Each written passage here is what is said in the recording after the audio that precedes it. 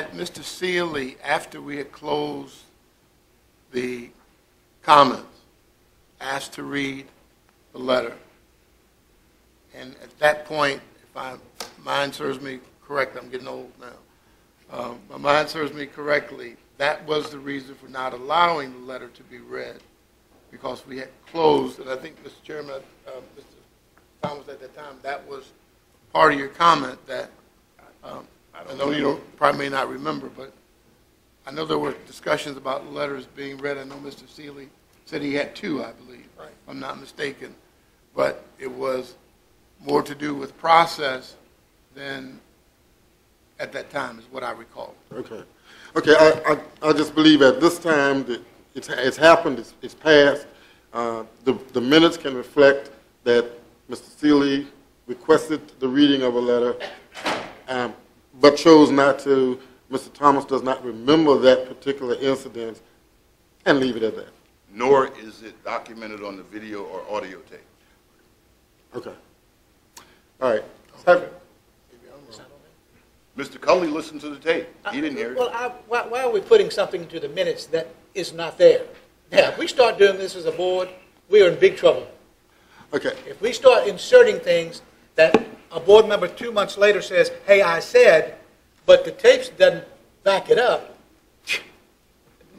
there's a problem, Mr. Taylor. I'm sorry. Okay. All right. Mr. Chairman? Okay, then what we can do is we can leave this, we cannot approve this, we can table this. I will go over the minutes and also go over the video.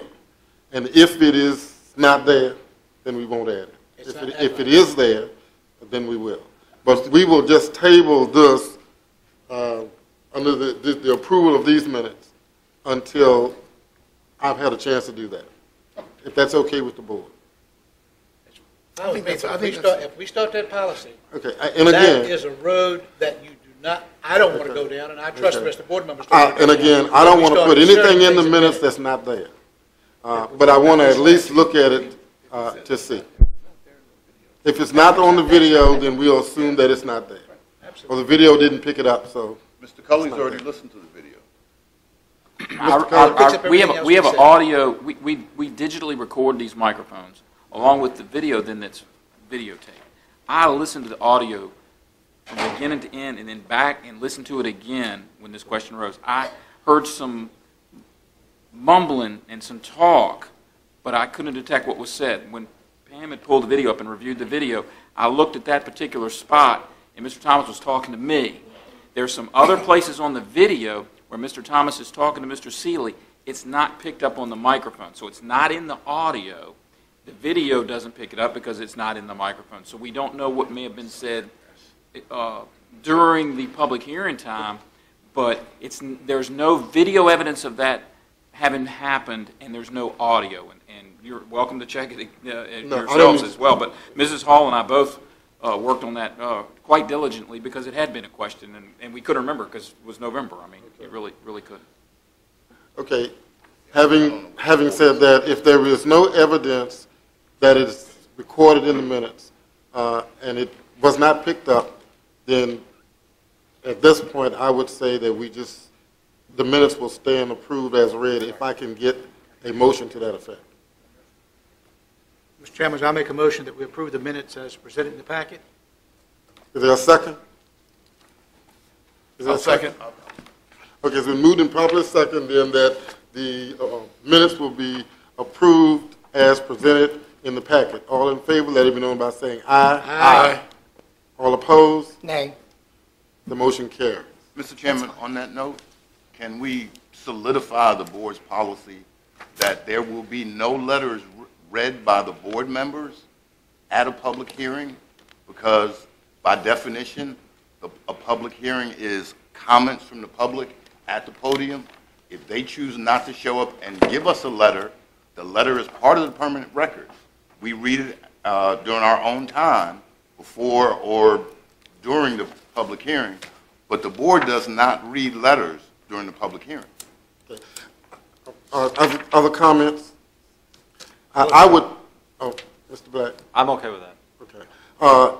The thing I would say is we have a policy already in place for public hearings, Yes. and I would suggest that we just follow the policy that we have. I don't know that it's necessary that we add anything or that we take anything away. We'll just follow the policy that we have. And if the policy does not include board members reading letters, which it does not, then I don't know that it's necessary to add anything to the policy. Well, but We just need to go by the policy as presented. if it doesn't say you can't read a letter, that means you could. It doesn't address whether we read letters at public hearings or not. That's my point. We need to formalize something that's pretty much been a courtesy, but as Mr. Seeley has pointed out, during an instance, and I'm not sure why, but during an instance he wanted to read a letter. We don't read letters. We need to specify we don't read letters. Otherwise, I'm going to have somebody bring 30 letters here and we have to read them during the public hearing. That's not how it works. Other board members have questions, concerns? Mr. Chairman, I do understand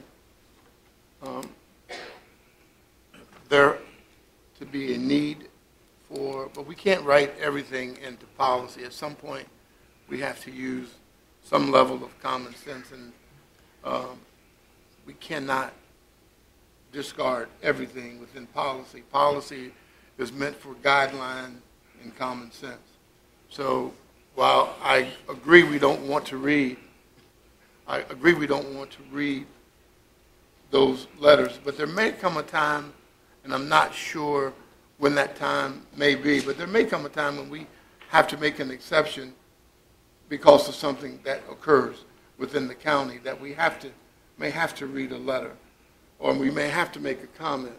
I don't think it's the rule, I think it's the exception, but I would hate to say just blanket no, because I know there are some good things that occur sometimes, and there are things that happen to our citizens that we want to make other citizens aware.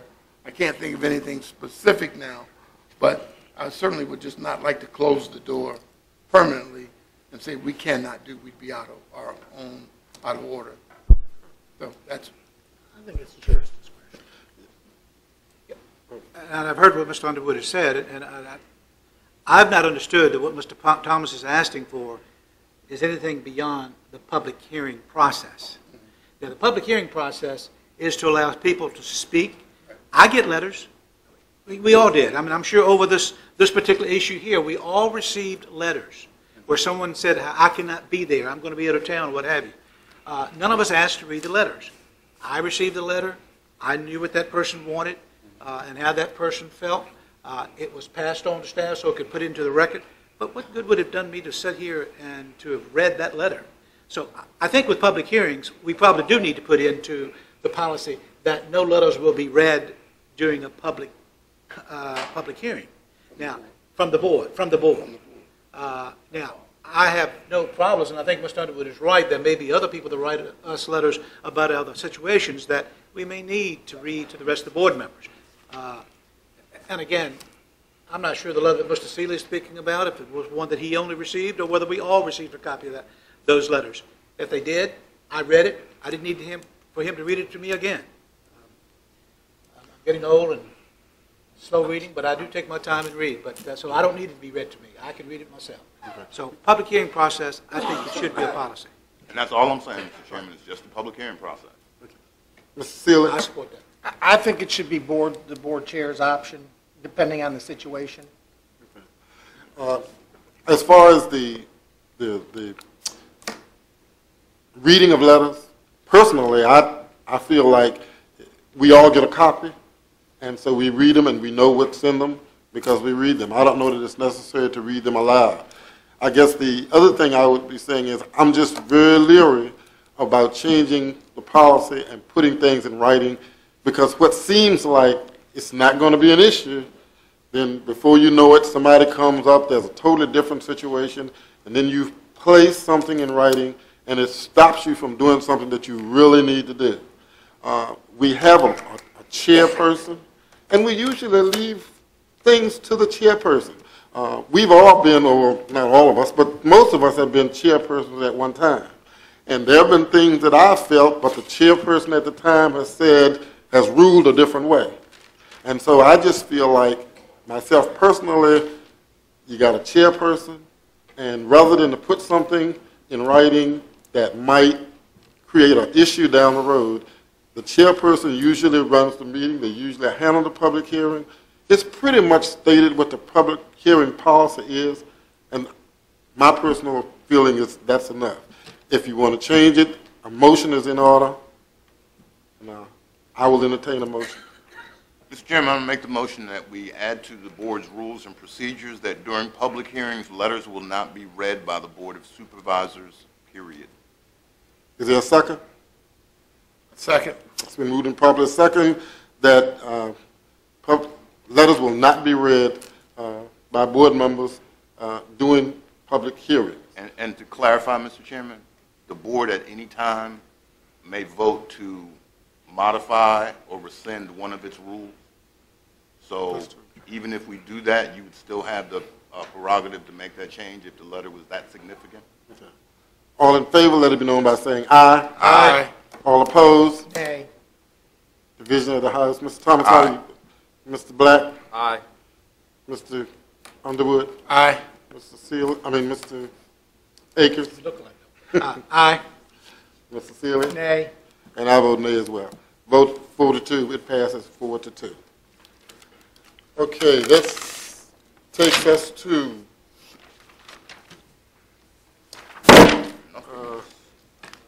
is there something? Okay, is there something we can do on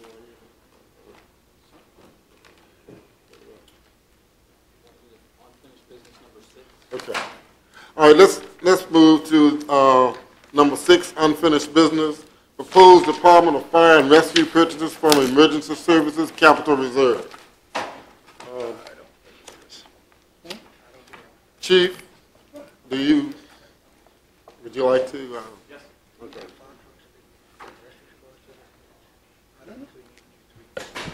Mr. Chairman, members of the board, good evening. Good evening. Before you this evening, you have the project proposals, the expenditures that were allocated on the December 3rd board meeting as part of the Fire Rescue Capital Reserve Fund. What Ms. Hall is passing you out is an updated copy, and I'll explain that as we get down to the pricing. As you recall, there were 7 projects allocated on the December 3rd meeting. 3 of those are ready for your approval and ready to be executed. Those are the purchase of 3 staff vehicles and equipment, the GIS mapping project, as well as 1 mobile breathing apparatus or breathing trailer to supply our tanks that we wear on our backs. You have before you Mr. Parton's summation as well as the final pricing for each of those projects. The 3 vehicles will be purchased off state bid.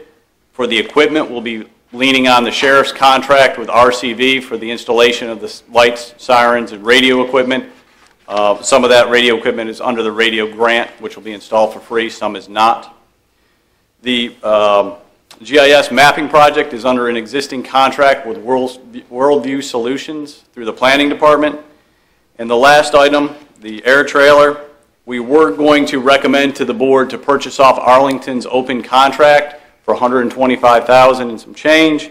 We did get a final price in on Monday for $109,868 from another comparable air trailer. We've got 5 prices of air trailers. We ran this by purchasing. They said it was okay to purchase off the $109,000 versus purchasing off Arlington's contract. So there you have those 3 projects for funding. Okay. Questions? Are there questions? Chief, did you check, I see for Project 1, you're going to buy these vehicles off the state contract. That's correct. Did you check to see if there's any better contract vehicles than that? We did not, no. Okay. We went off that state bid. Okay, sometimes, and it's rare, but sometimes, especially in vehicles, the state contract is fairly old, and you can actually call a dealer up and get a better price. So I was just wondering if you'd done that. No, but we certainly can. Would you please? Sure. Can we approve up to a certain amount, and then if we can find it lower? Well, that's up to the rest of the board. Okay, thank you. Mr. Black, do you have questions? No questions at this time, Mr. Chairman. Mr. Underwood, No questions at the time, Mr. Chairman. Mr. Akers.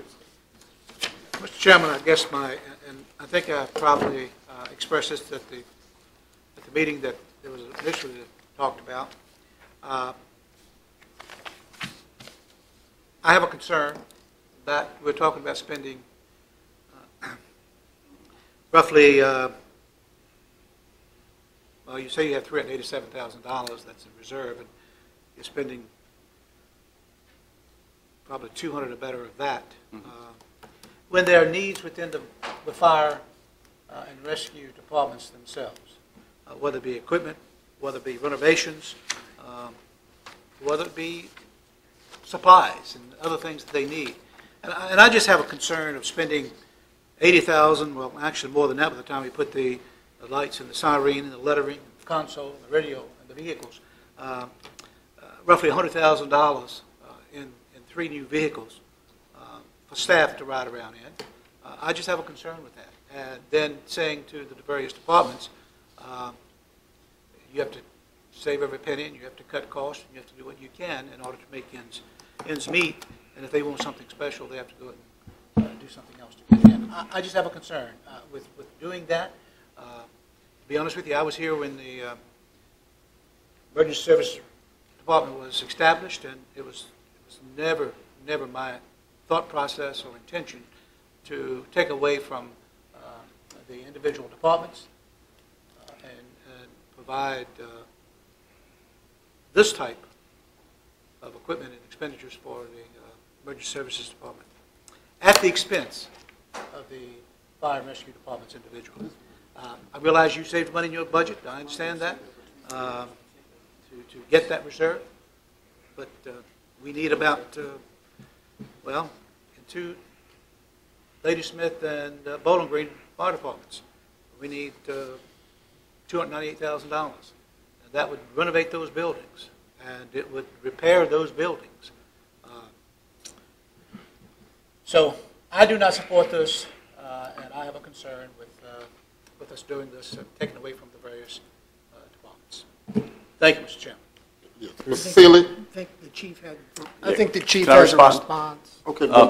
Mr. Akers, we fund all of the needs of the individual stations, whether it be supplies or equipment, and no one is going without either. Who is we? Caroline County. The taxpayers. Caroline County, yes, sir. Taxpayers. So those that's funds. My point. That's my point. The taxpayers of the county are supplying their needs the best they can. Again, I just have a dislike for this, and I have a concern with this. I understand you're doing what you have to do and all that you can. But I have a concern with it as one board member, and probably the only board member that has a concern, but I have a concern with it. Yes, sir. One last thing, we budgeted for those renovation projects in this. Okay. Mr. Chairman? Okay, well, Mr. Seeley first. I'll yield to Mr. Thomas. Okay. May I ask just, Chief, the diesel, obviously, the cars you're replacing, Correct. or the vehicles you're replacing are diesels? One is a diesel, that's correct. One of the 3 is a diesel? But that's not being replaced. It's That's being pushed down to someone else. Transferred to another Okay. person, and then the vehicle he's driving is being replaced. So it's basically 3 old police sedans that are being replaced that were beyond the end of service life for the sheriff's department when we got them. I was trying to find you a cost-efficient way to do that, because if you were going to replace diesel vehicles that go X amount of miles with the price of gas being down, you could save that money with diesels. Surely you have some documentation like that that says you're going to save X amount of dollars, and that's part of it, right? That's part of it. And the expense on those vehicles is running us extremely high. Would you like to share that with us Sure, we now, can. so we could maybe convince Mr. Akers that you're being a good steward of taxpayer dollars?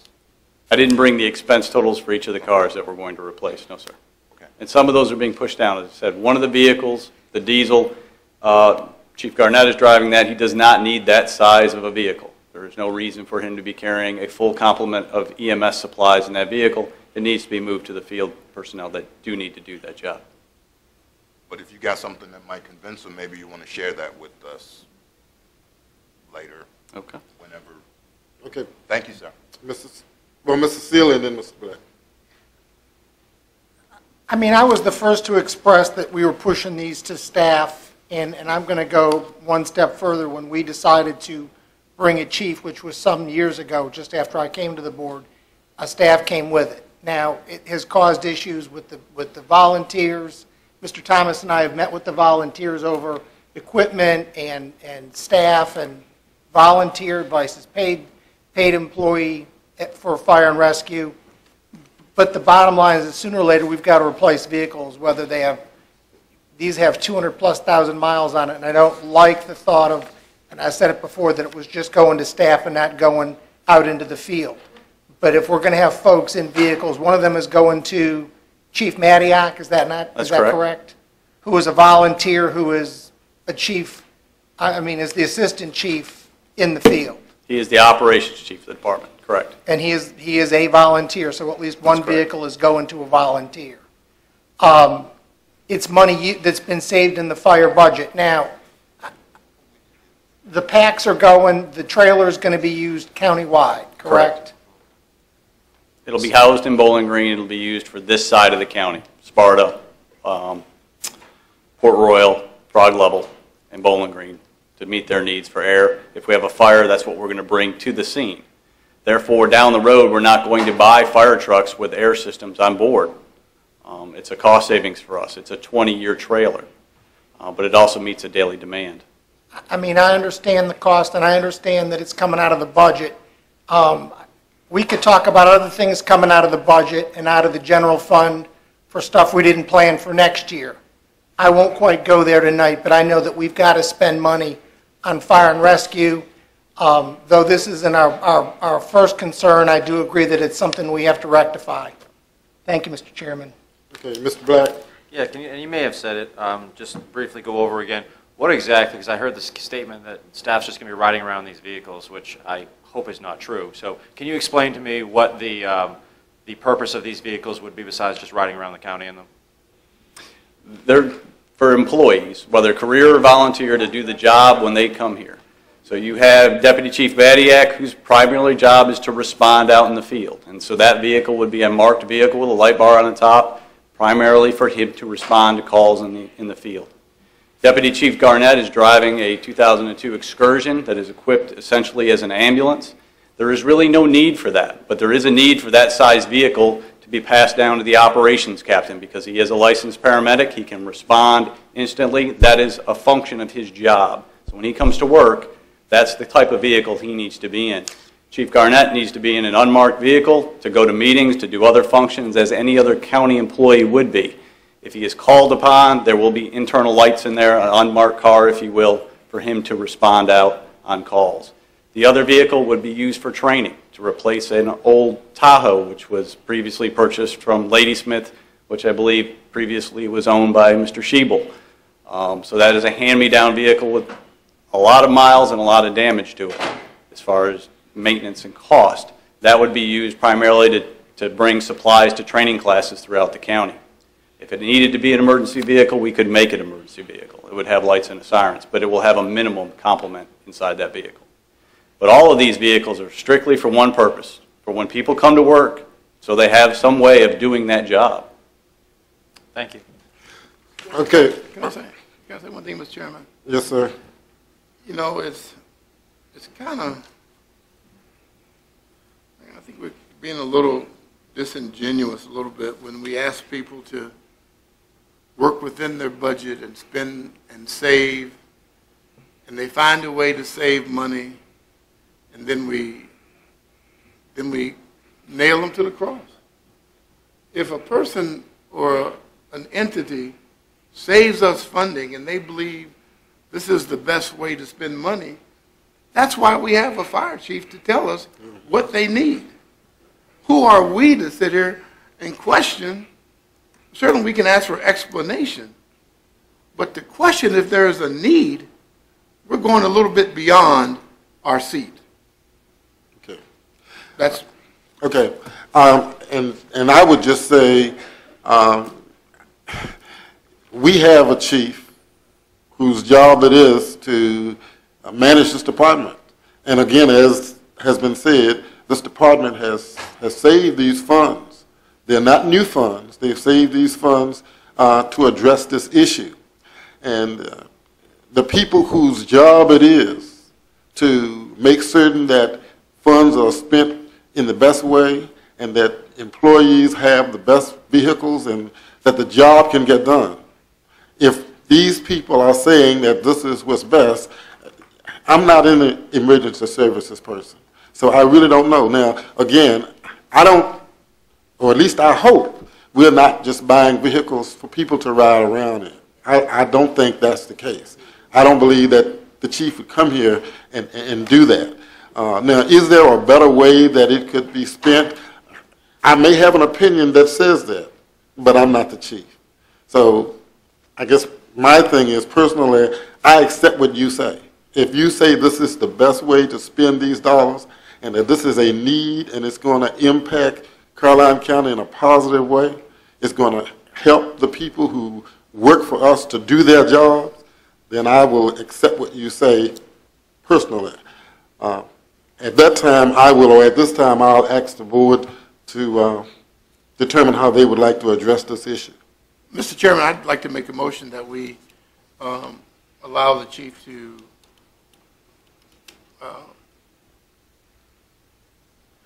spend the funds that were saved, the $387,000, as deemed in his proposal for the purchase of the 3 vehicles and the other support vehicles he needs to service the citizens of Caroline County. Is there a second? I'm going to second Mr. Underwood's motion, and that's for all 3 projects, Mr. Underwood? Yes, sir. I'm going to second his motion for all. I have 3. There's 3 up there. There's still other pending projects which we're not ready for. Right, but you're talking about just these 3. That's correct. I'm going to second his motion for all 3 projects and ask the chief if he would provide additional documentation to the board for justification to make sure we can compare mileage, cost, diesel price going up or staying up, gas going down. And that will satisfy a lot of other folks. But the bottom line is I second his motion. I think I have to amend my motion To ask about him to at least add the. Right. To include documentation. I need to amend my motion to include the second. Include documentation. And just to check to see if we can get a better price from a local dealer. I'll amend my motion. Okay. Thank you, Mr. Underwood. Did you have a concern? We can check some other contracts that some other counties put out. I know every year York County puts out a police vehicle contract, and we used to buy police cars cheaper than on-state contract. Right. So we might be able to find that they have these same vehicles that they put out. So we can look at some other areas to see if we can find it cheaper than state contract. Don't mind that. And we can also price one at a dealer. But Yeah, we don't always have the best price at state contract. And as a vendor, I know that was a great thing to buy off state contract because it was higher than it was if you asked me for a price. Okay. So I just wanted you to check again. Okay, it's been moved and properly second that we would spend funds for the 3 vehicles as well as check for documentation to make sure that we're getting the best price and that the funds are being expended in the best way possible. 3 projects. 3 projects. Oh, and I'm sorry, plus the other 2 projects. Correct. Now, but are we voting on those 2 now? Yes. Oh, Yes. okay. Okay, the other 2 projects as well. Okay, all in favor, let it be known by saying aye. Aye. All opposed? Aye. Okay, the motion carries 4-1. I'm sorry, 5-1. Thank you. Okay, yeah, we'll take a break. My eyes are not as good as they used to be, but I think it's about 7:22. So we'll take about a 15-minute break.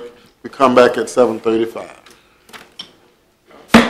The January 13th, Caroline County Board of Supervisors meeting. This portion on the agenda brings us to public comment. This is the period of time in our meeting when the public will have an opportunity to come forth and speak on any subject that's not covered on the agenda or in public hearings. We would ask that you stick to 3 minutes, come to the podium, give your name and your voting district if it's applicable, and if you have concerns regarding anything, feel free to express your concerns, as I said, as long as it's not on the agenda or a public hearing, and you keep it to 3 minutes.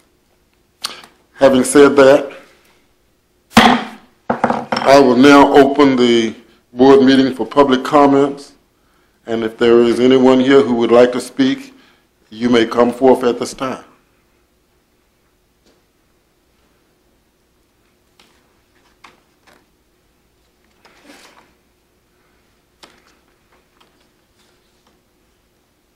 Gentlemen, Yes, sir. I know that we have to raise revenue in the county to keep from... Excuse me, sir, I know your name, but just for the record, would you... William Roy Southworth. Thank you. Bowling Green District, I'm sorry. That's I didn't all right. identify myself. Thank you, Mr. Southworth. I know we have to raise revenue in the county, and nobody understands that more than I do, because I hate every time taxes have to be increased to hit the real estate. But I am not in favor of the landfill that is proposed down, it's about 4 or 5 miles from me, but it's right across the road from a lot of friends of mine. And a landfill, I don't care if it's just for industrial purposes. A landfill, I don't think, is a good thing for the county to be promoting. And so I'm against the landfill coming to that, any part of the county, because I don't think if you decide to put it somewhere else, other people aren't going to want it in their backyards either. And so I just don't think it's a good revenue raiser. I think it was like $2 million a year that the county would get from that landfill. But, and also one other thing, and I'll quit. It's a LLC corporation, and I've voiced this to Jeff and to a couple of others, I think to Mr. Underwood and Mr. Black. But LLC corporation limits the liability of the principals. And if they're not willing to risk their assets to back the project, then why should we allow it to come in the county? If something goes bad with it, then the county is going to end up having to bear the brunt of cleaning it up instead of the people that brought it in. So that's it. Thank you. Appreciate it. Thank you, Mr. Southworth.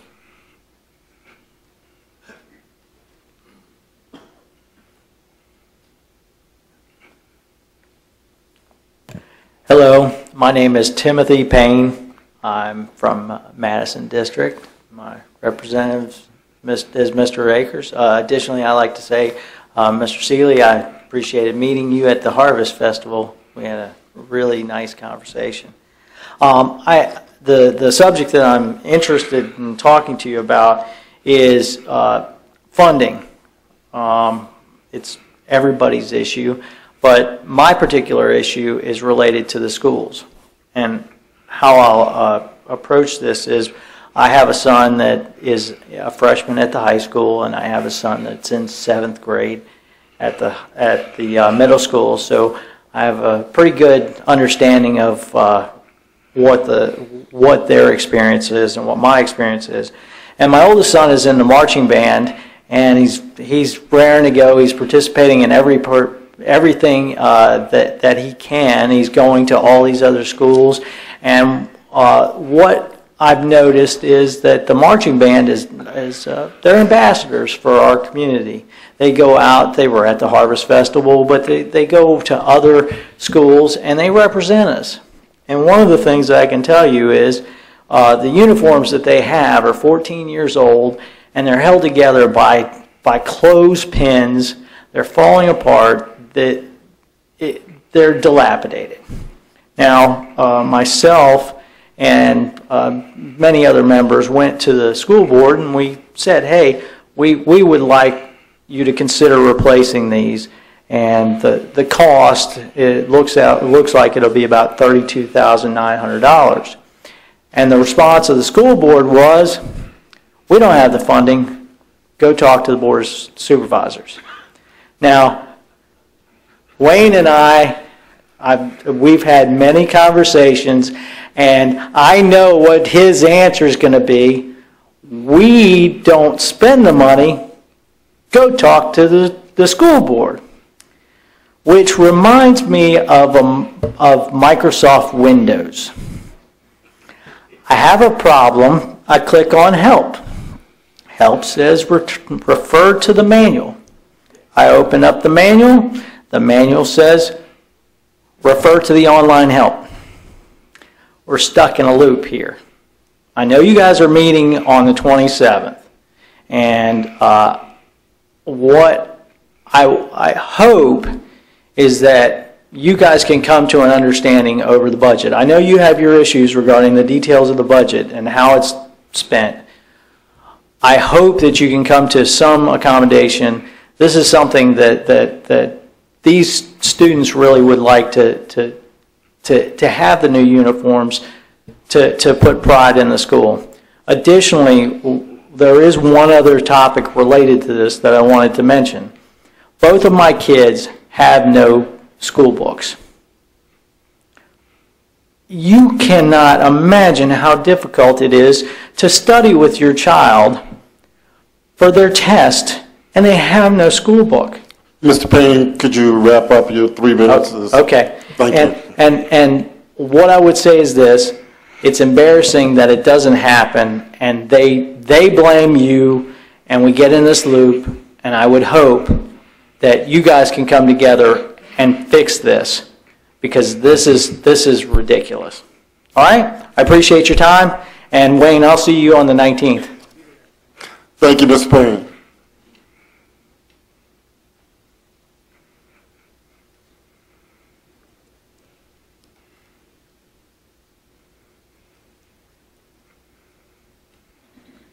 Good evening. Good evening. My name is Nina Southworth, and I'm in the Mattaponi District. I'm also here to speak against the landfill that is proposed for Route 301 and Route 656. There are several reasons that I would like to, that I would hope that you would vote against it. Number one is this landfill is going to be right across 301 from my childhood home, and my parents still live there. And it worries me about traffic. I just cannot fathom the amount of traffic that's going to be on 301. When there are backups on 95, the traffic on 301 is already bad. And I have to pull out onto 301 to get to my job, to go to the grocery store, wherever I need to go. I just can't imagine all these trucks coming down the road and trying to get out on 301. It also concerns me about school buses, the safety of the children. I work in a daycare. I am very passionate about children, and I would be concerned for them as well. Also, water quality, air quality, and pollution. I just would hope that you would vote against this. This is not what we need in Caroline. I would like to see that I can show my grandchildren one day what a rural community looks like and what it feels like to live in a rural community, a family-oriented community. So I would hope that you would please just vote against this. It's not what we need. Just yesterday, getting back to traffic, just yesterday my daughter was coming home from a friend's house. She was on Route 30. There were a couple of dump trucks ahead of her, and there were a couple of dump trucks behind her. I want you to imagine trucks coming off of 95 onto Route 30 to get to this landfill. There is a railroad track there. If there were to be a train coming through, think about the backup of these trucks plus other traffic that would be coming off of 95. So I would ask that you please consider, pray about it, and I would just pray that it would be a vote against. Thank you. Thank you, Mrs. Southworth. Are there other persons who would like to speak at this time?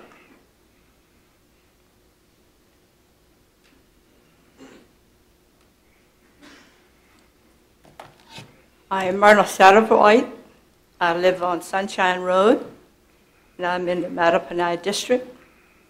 And I guess most of you know I oppose this landfill, and I have some questions. And I heard that I may not get answers, but I still want to ask them. In the Freelance Star, on yesterday, it said there are 37 other parcels in the county eligible for the landfills. Would they be in any of you all's districts? Will they be in the Mattaponi district? Will they be in the Reedy Church district? Will they be in the same districts? Do you all know where these other 37 sites are? I can't answer right now, Mrs. Satterwhite, but go ahead. We will try to address it at the Okay, end. well, I would like to know that. And also, I have a question about this Caroline Recycling LLC. Who are they? It doesn't tell us much when it says they're formed by a former local elected official. Who is that? Do you all know? Continue, Ms. Satterwhite. We will, Okay, land development executive, civil, environmental engineer, waste management facility owners, business executives in the construction industry. Okay, and I also wonder, where is the money coming from? Who's footing the bill for all of these, for this building? And I know the county needs money, but we don't need it from a landfill, and we don't need it from Caroline Recycling. Thank you. thank you, Ms. Satterwhite. Are there other persons wishing to speak at this time?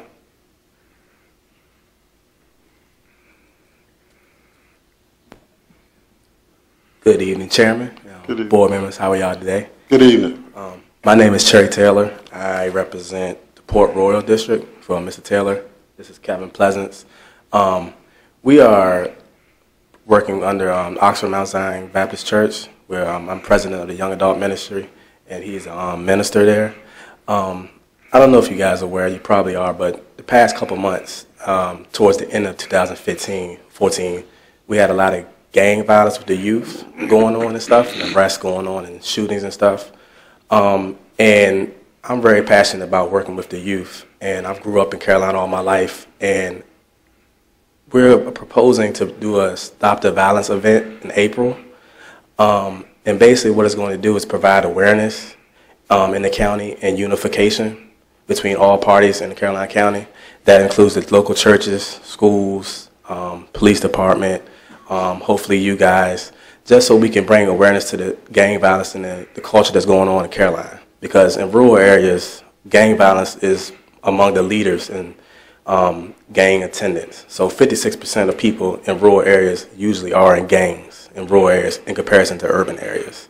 So what this event is doing is basically trying to bring awareness to the issue, unification in the community, and also just to give the people in the area, the youth, something to do for that day. So hopefully, I want to at least present this actual thing to you guys within the next board meeting or in February. I just need to know how I go about doing it, because I have a whole prep, like a PowerPoint, so it'd be more detail about doing it. Okay. Yeah. And as soon as we finish the public hearing, I will address that, okay? Okay. Thank you. Thank you for your time. Appreciate it. Thank you.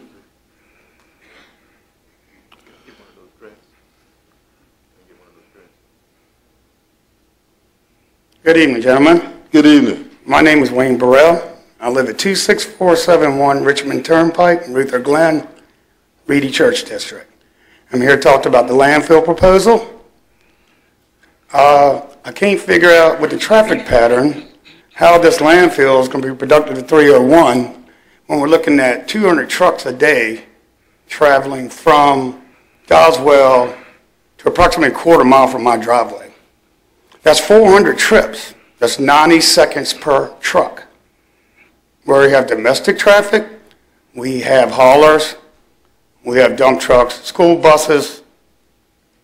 Now, I just don't understand how this road is going to be able to handle this kind of traffic.